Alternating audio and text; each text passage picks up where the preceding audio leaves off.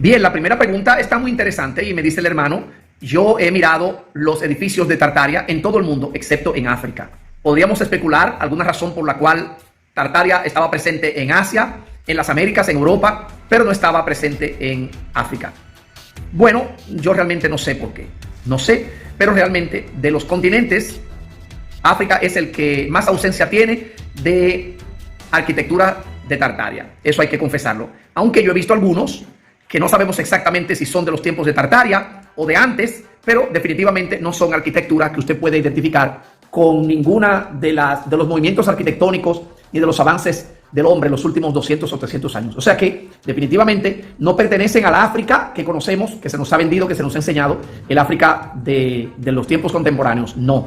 Y usted me dice la pregunta que usted no menciona a las pirámides, aunque están en Egipto, que es parte de África, porque usted cree que no son de Tartaria, y en eso lo apoyo. Definitivamente las pirámides, si no fueron construidas por Napoleón Bonaparte y su gente para despistarnos, como parece que ocurrió, porque hay muchos escritores, muchos historiadores, que en sus viajes a África nunca hablaron de las pirámides, nunca.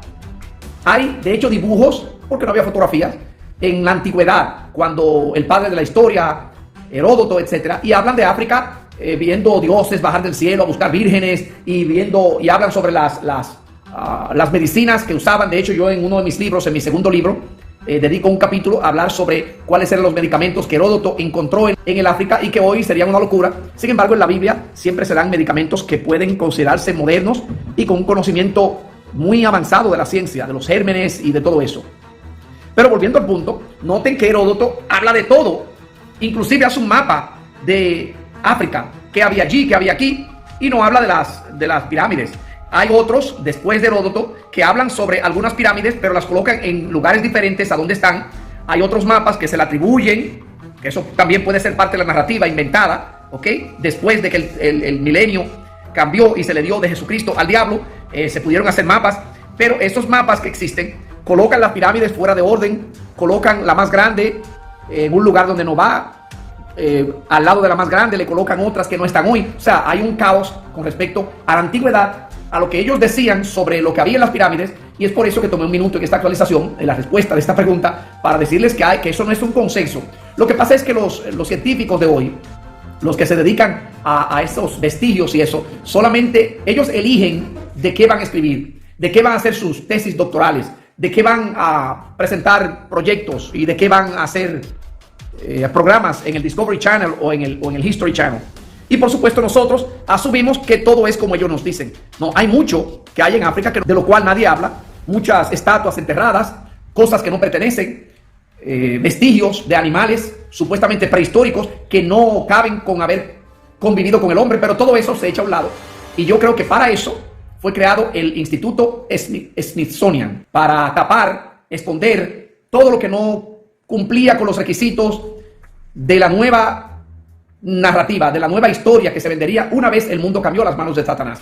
Lo mismo ocurrió con esos museos, lo mismo ocurrió con las nuevas librerías, lo mismo ocurrió con la educación, lo mismo ocurrió con la historia de donde venimos, lo mismo ocurrió con la forma de la tierra, lo mismo ocurrió con la religión, lo mismo ocurrió con la interpretación de la Biblia, lo mismo ocurrió con muchísimas cosas.